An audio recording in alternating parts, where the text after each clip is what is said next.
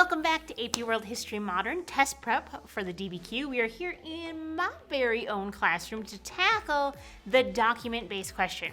In this video, we're going to switch gears a bit to talk about skills, specifically the skill of writing the DBQ. DBQ is one of the most historian-like tasks that you can do. You're going to look at sources, written pieces, artifacts, data, pictures, and then create an argument from it. Only in this case, most of the evidence is provided for you. I'm not sure if in English class they still make you write down your research on note cards, but this is something that I needed to do in high school. I would go to the library and I would research a topic. And every time I found some evidence for my paper, I would write it down on a separate note card with the source. And then when I was done, I would do that for another source, write down some evidence, write down the source, and then put it aside. And I would keep doing this for my entire research paper. And then when I was done, I had a whole deck of pieces of research that I would reorganize in different ways to make my paper. Now, a document-based question is like that someone else is now doing the research for me, which is super cool, and providing me those note cards. And now I simply just need to reorganize them and put those puzzle pieces together to create a coherent essay while adding in a little of your own additional note cards of outside evidence to make your case. Now, depending on if you are doing a DBQ on paper or digitally, I have a DBQ planning document available in the description below that can help you plan out your essay. So let's talk test day. When you open up your DBQ on test day, you're going to find 7 documents. Most likely one of those documents is going to be a picture or a chart or some type of visual. Now, the first thing you are going to do when you open up the DBQ is read and break down the prompt. Usually this is where your mind plays tricks on you and that inner monologue tells you, I know nothing about this topic. Wait, not everyone has that voice in their head? It's so weird. Mine's pretty active. But this is where you tell that voice that you've got to get to work and that they need to be quiet because we are about to write the DBQ. More recently, prompts have started with the wording, evaluate the extent to which. Now, this phrase is supposed to jumpstart your thinking, but it's not really the focus of the prompt. It merely points you in the direction of where you should actually focus. I tell my students that the words evaluate and extent should never be in your thesis. So let's break down what it does mean. Let's say I got in a car accident. That's happened before. And someone told me to evaluate the extent of the damage. I would tell them, like it happened, that while my car is drivable, most of the damage is at the back as I was rear-ended. Now, I answered the question, but I never really used the words evaluate or extent. I just did it. I just explained the extent of the damage. So if that phrase trips you up, sometimes it works to change the wording to how big or how significant were, and then that really leads you to the focus of the prompt and what you should be writing your essay about. Now, the next part of your prompt is where you should drill down. You will see that the prompt usually focuses on 3 things. What is the historical thinking skill? What's the time period? And the big one is, what's the focus? What are you being asked to do? So let's take a look at a DBQ prompt that my students just completed. Evaluate the extent to which the Industrial Revolution prompted various responses by states outside of Europe between the years of the 1750 to 1900. So let's say we reworded that first part. Instead of getting tripped up with the evaluate the extent part, what if I rather said, how significant were the responses of states that weren't in Europe to the Industrial Revolution? Like, what did they do? Was it major actions, minor actions? Were they involved? Did they sit back and do nothing? This is one of those times where the historical thinking skill is a bit more vague, and it gives you the power as the writer to frame your essay with however you want to. Part of me thinks that this would be a causation prompt as we look at effects of the Industrial Revolution on these other countries and their responses. But you could also compare states and how they responded, or even talk about changes it brought to the world. Now, the time period is 1750 to 1900, so we need to stay within those time constraints. Now, the focus then is that word responses. How significant were the responses of various states outside of Europe?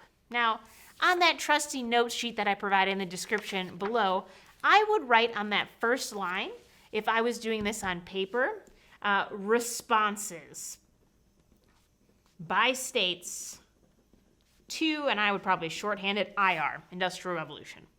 Okay, so that's what I need to be looking at. I need to be looking at responses as I read then the documents. If you're doing this digitally, it'd be on your screen. But I really recommend having the paper copy here, especially if you're doing it digitally, just to kind of organize your thoughts. Now with that focus, typically I'm going to read the documents and annotate anything that gets at the idea of a response or an action of a state and basically what they took because of the Industrial Revolution. And if I was doing it on paper, I would be annotating and writing in the margin anytime I saw a response so that I could go back to this to make my argument. Now, hopefully when I'm writing in my margins, I would see that there's some repeat offenders and repeat responses that I could kind of put together to make an argument. Now, perhaps in your class, you're writing this digitally or your AP test is digital for you. On the sheet provided, you could then jot down a couple of words that summarize the response that you see in each of the documents. If you see a piece of evidence that you want to use for sure, I would jot that down too. We're talking short and sweet. I would also have the mindset going into this that I need to find 3 documents that I want to do happy document analysis on. This is where I would break down the historical context, the intended audience, the point of view of the author, or the purpose of the document. Now, to save time, I should be looking at that when I'm reading the documents for the first time. It's all about your timing. Work smarter, not harder. And usually a phrase that sticks out in the document might tell me, hey, I want to do historical context on this, or, oh, this is so clear that I want to talk about the audience. Now at this point, if you haven't read these documents yet, I would just pause this video, go down to the description below and find the DBQ documents to see the ones that we're about to analyze and kind of go through this process of reading the documents, what responses do you see, and are there anything that you want to stop and pull out and be like, hey, I want to do happy document analysis on these documents. So pause the video and we're going to come back and discuss the documents together. So document 1 is a picture. And sometimes that trips me up a little bit because I kind of start looking at it a lot, but it also means I'm reading less. In this picture we see that the building of a railroad in Nevada, and it says at the bottom that after the passing of the Pacific Railroad Act in 1862, the U.S. provides land grants and subsidies so they can build a railroad. All right, so document 1, in evidence, I would say like land grants. I would just mark that down real quick that the U.S. is doing that, and just going RR, railroad. I would probably not do happy document analysis on this one. I think it's sometimes a little more difficult with pictures, but not always. Right, so for document 2, we see that we're looking at Japan. And I would write down on my sheet Japan right away, just so that I remember that's what this one is about. And then I start realizing, and as I look at the text, it says something, it would be difficult for us to compete effectively against major powers, and talking about they should have a clear-cut plan to be established. And I look at the year as 1874, and so technically this is right after Matthew Perry opens the ports, in 20-some years after, and that's really big for historical context. So I might, in my happy column, write historical context and write Matthew Perry, just as something that I could talk about. And then on this one, I liked the line that it said, like, clear-cut plan. So I'm just writing clear plan, meaning that Japan is going to kind of lead the way, state-led. Okay. Document 3 then, as we are looking at this one, another source from Japan, so I'm just writing down on my sheet Japan again to kind of keep it straight. And as I read through that document, it says Japan must stand as an industrial country. Okay, so again, and then it talks about some other places like Russia, the British, Americans, and how basically they need to catch up. So again, catching up is what I'm writing here, and I can kind of come back to this source to talk and use that specifically. Document 4 then, I noticed the word self-strengthening reformer, and so I know that this is China. And it talks later in the document that there are many intelligent people in China, surely, who have learned, we can learn from the barbarians and can surpass them. So here we go. It's China with the self-strengthening movement, the idea that they can kind of blend their Confucian, Neo-Confucian values with industrialization. Remember, again, if you wanted to, you could maybe mention for historical context on this one the idea of the Opium Wars. So I'm just writing that on my sheet as we look at that on the adoption. And I could write down some specifics in here talking about, I like those words, otherwise point of view would be good, of we should surpass their barbarians. That's some strong language. That would be a good quote maybe that I wanted to focus in on. Anytime you use quotes, you want to use 5 words or less. And the idea of like learned from the barbarians, that's kind of something that's interesting there. Document 5, we got Sergei Witte from Russia. So I'm just writing on the chart, Russia. And in here it just talks about that we're exporting lots of raw materials, and if we're going to keep up with Europe, we basically need to trade in Asia, and we need to have industry. Okay, so again, a little more state-led industrialization and a focus on Asia. Okay, document 6 then. We have Mustafa Pasha. So we are looking at the Ottomans. So in document 6, I'm just writing Ottomans to keep that straight. And it does talk about the Tanzimat reforms. And when I first read this one, to be totally honest with you, I didn't see a ton in here about the Industrial Revolution. And so, but I did see that the empire's former strength and prosperity have changed into weakness and poverty. And knowing history, right, I know that, you could maybe write this in happy that the Ottomans were the sick man of Europe. I remember learning about that. And I could write that down really quickly for that one. And just the idea that they're weak, right? And then document 7, another one from Japan. I just wrote Japan down really quickly. And as you analyze a chart, anytime you look at charts, you want to use specific things. And so we see here these years that it's very kind of even exports and imports for the first kind of 3 data points. And then it significantly gets up. And I do notice right in the document says Meiji rule. And so just kind of a reminder that that's kind of when they started industrializing. And so if I use this, I want to use some of the data sources here. So I'm just going to put a number sign on my sheet to go like, hey, pull out the actual numbers from this one and use that for the source. Now that we went through the documents, I would get to the organizing of my essay. Don't just jump in and start writing. Take the time to pre-plan, because now you're going to know where you're going and it's going to help you in the long run. Look at the clock and remember that you really have about 30 to 35 minutes for the actual writing of the essay, so you can see how much time you've taken so far. You have probably about 45 minutes total, so double check that. Now this is the part where we are going to metaphorically be organizing our note cards as we look at these different documents and organize them into 2 to 3 claims. It all depends on kind of where your documents lead you. Sometimes it might be 3, sometimes it might be 2. From the quick notes that I did, state-directed modernization or the idea of state-led industrialization came up in a lot of documents. So I'm for surely going to make a claim about that. In fact, 2 through 7 say that. Now, I could separate that into 2 smaller groups and kind of break it down a little bit more. And when I do look at them, I do notice that 3 of my 6 are about Japan. So I could pull out the Japanese ones and talk about them separately and maybe how they were super successful at industrializing.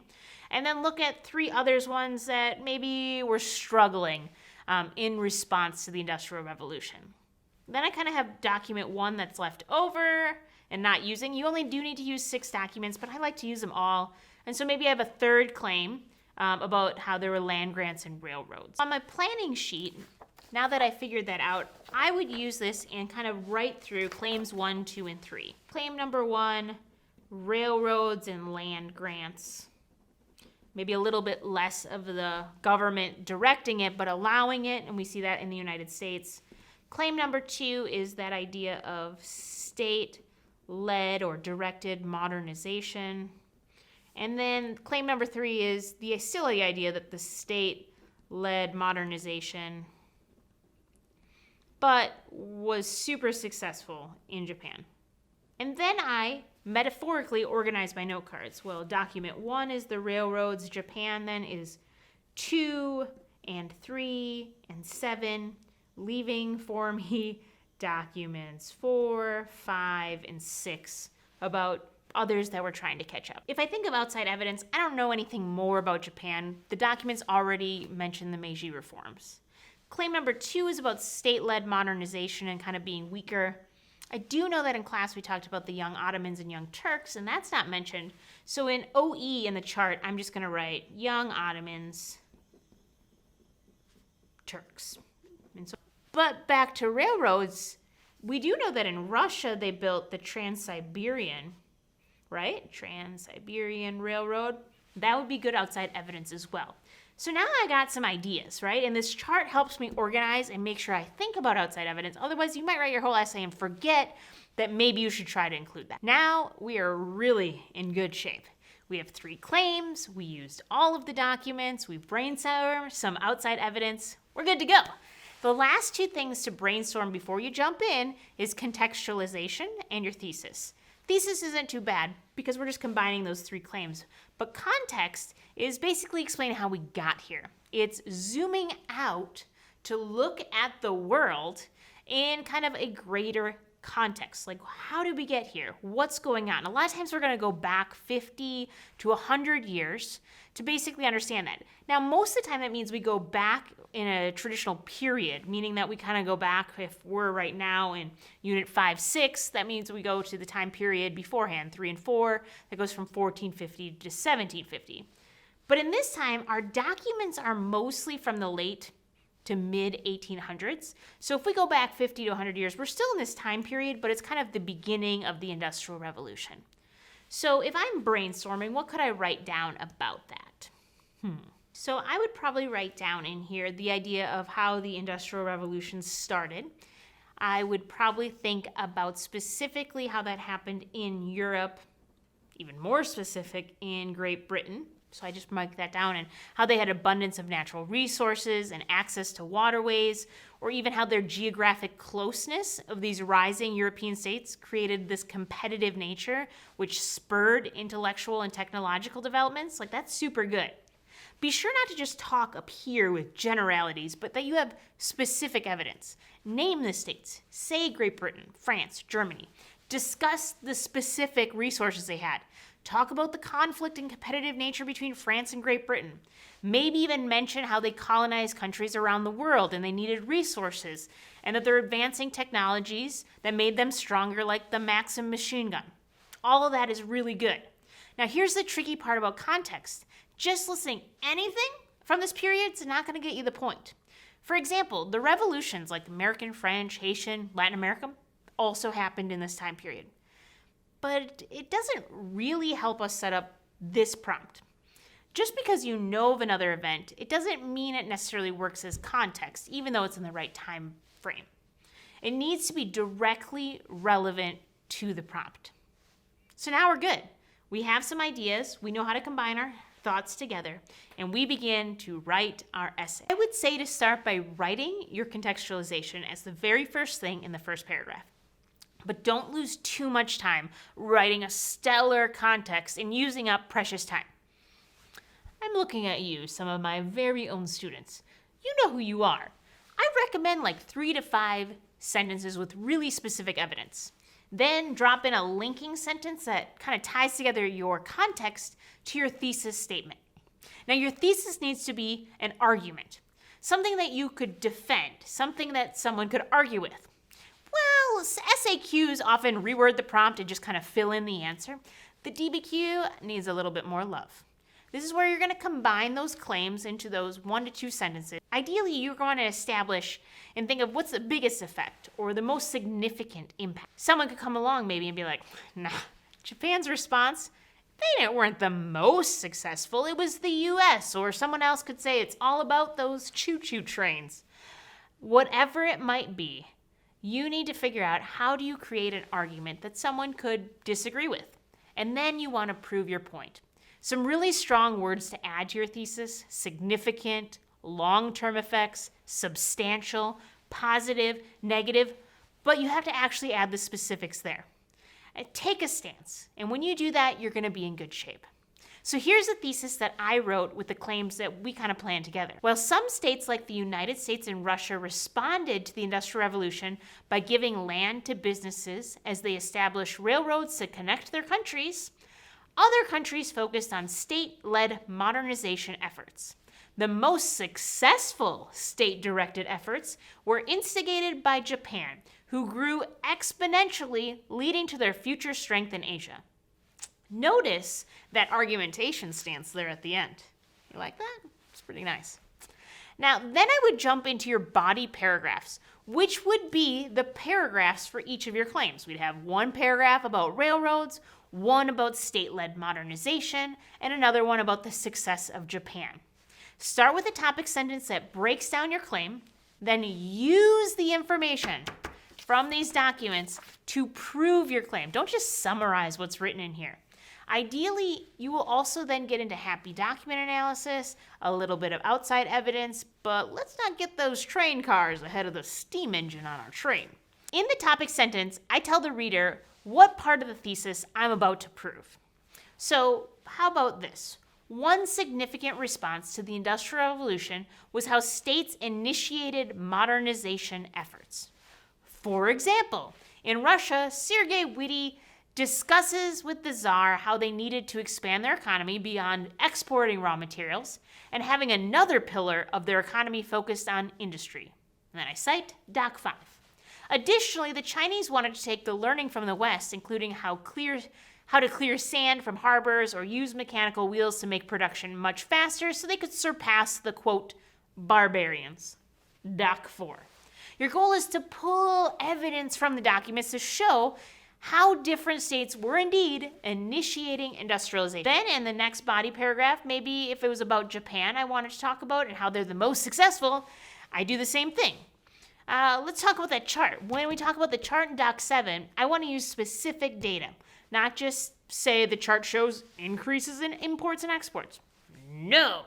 As the Meiji reforms took action, Japan's exports and imports around the years of 1878 to 1882 were equal at 50 millions of yen. However, by 1912, this grew to 450 millions of yen, showing how significant their industrial capacity grew. Doc 7. The same is true with the other paragraph about railroads. I could then describe my outside evidence about the Trans-Siberian Railroad and how it connected Russia to the Asian markets and compare that to what it looked like in the United States. If I'm looking for more specific evidence, I could name drop in there Tsar Alexander III, who dreamed up the entire project. Now, in the body paragraph about state-initiated modernization, I could add that evidence about the Young Ottomans or Young Turks if I wanted to as well. You only need to do this once, but if you have more than one, drop that in there and go for at least 2 specific things that you explain and how it proves your thesis. It's not a terrible idea to have a concluding sentence to ensure that you are proving your argument and not simply summarizing and discussing the documents. Using sentence frames like "this proves," "this is evidence of," "this shows" is really good. Like, for example, this shows that both the Ottomans and Chinese desired to modernize so they could compete with the rising European countries. So where in the paragraph do you add your happy document analysis, you may ask? Well, thank you for asking. For document analysis that explores historical context, intended audience, point of view, or purpose, I would add those sentences immediately after using the document to prove your argument. And maybe you could do it beforehand, but you want it to work together and write well. Because I took the time to pre-plan, I know that I want to do doc analysis on 2, 4, 5, and maybe 6. Just in case I misinterpreted one, I'm still eligible to get that point. Since we already were working with document 5 about Russia, let me demonstrate how you could do happy document analysis with that one. Before I wrote this should look pretty familiar. For example, in Russia, Sergei Witty discusses with the Tsar how they needed to expand their economy beyond exporting raw materials and have another pillar of their economy focus on industry. Doc 5. This shows that Russia desired to modernize so they can compete with European nations. Now here's the document analysis part. This was a secret letter with the intended audience of Tsar Nicholas III. Sergei Witte, as the finance minister, draws on the previous czar's leadership and modernization to help Russia, quote, come of age economically. That was in the document. Witte is hoping to appeal to the czar's political power to show how industrialization will make Russia more powerful. Notice how I explicitly use that phrase, intended audience, and how I tied it back to my analysis and the argument. I would also, if I was doing other happy document analysis, use those words explicitly. Historical context, purpose of the document. Whatever you need to do, you need to do it 3 times, and I would attempt that 4th time just in case one didn't quite qualify. I would much rather you spend that extra time to create the buffer for doing this and spending time on happy than trying to go for that elusive complexity point. Same is true for outside evidence. Your outside evidence needs to prove or support the argument that you are making in your essay. In the examples that we were working through for this essay, it should be supporting the idea we had.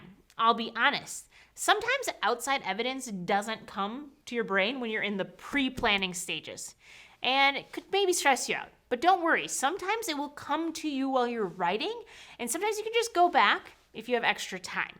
But don't stress out about it. Remember, if you focus most of your time on context, thesis, and using 6 of your documents to prove your thesis, that's 4 points that you are earning. Time is of the essence here, especially this year.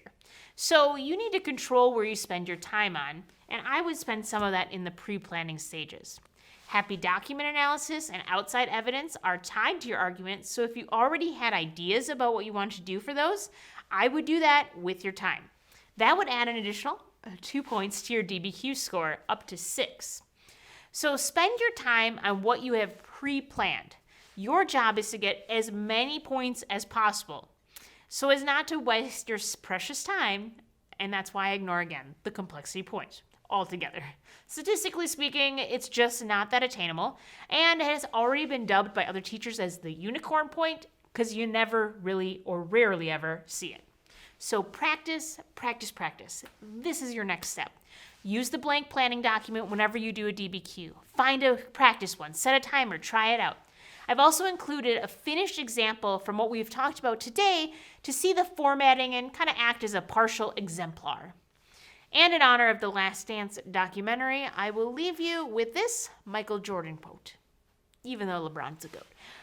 I've always believed that if you put in the work, the results will come.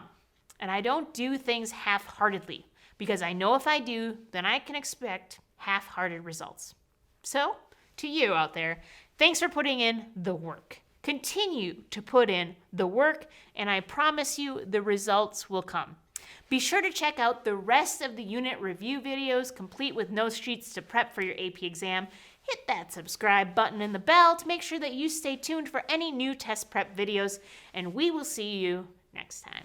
Thanks for joining us.